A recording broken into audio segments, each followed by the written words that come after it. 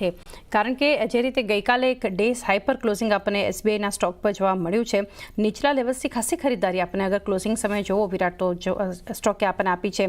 અને આપણે જાણીએ છીએ પીએસયુ બેંક્સનું જે કોન્ટ્રીબ્યુશન ગઈકાલના સેશનમાં અને નિફ્ટી બેંકના એક કમબેક માટે અને એક આઉટ પરફોર્મન્સ માટે આવ્યું છે, પરંતુ એસબીઆઈનું ચાર્ટ સેટઅપ આપ કઈ રીતે જોઈ રહ્યા છો?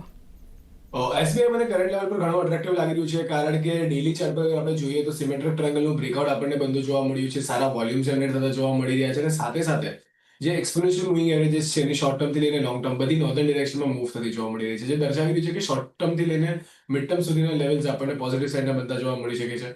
ઇમિડિયેટ 870 આસપાસના લેવલ્સ છે જે ઇમિડિયેટ હર્ડલની જેમ કામ કરતા જોવા મળી શકે છે, પરંતુ જો 870 ના લેવલ સરપાસ થાય છે એની ઉપર આપણને સસ્ટેન થતું જોવા મળે તો કદાચ 900 સુધીના લેવલ્સ આપણને નિયર ફ્યુચરમાં આવતા જોવા મળે। નીચેની સાઈડ પર 840 જે પ્રીવિયસલી હર્ડલની જેમ કામ કરતું હતું એ અત્યારે સ્ટ્રોંગ સપોર્ટની જેમ કામ કરતું જોવા મળી શકે। તો ઓવરઓલ એક પોઝિટિવ આઉટલુક સાથે તમે એસબીઆઈને વોચમાં રાખીને ચાલી શકો છો, જે 840 એક સારા સપોર્ટની જેમ કામ કરતું જોવા મળે અને ઉપરની સાઈડ પર તમને 900 સુધીના લેવલ્સ બનતા જોવા મળી શકે છે। તો એસબીઆઈ માટે 840નો એક સ્ટોપ લોસ, 870નું હર્ડલ ને ત્યારબાદ ઉપર 900 સુધીના ટાર્ગેટ પણ બતાવી શકે છે। તો એ સાથે જ હવે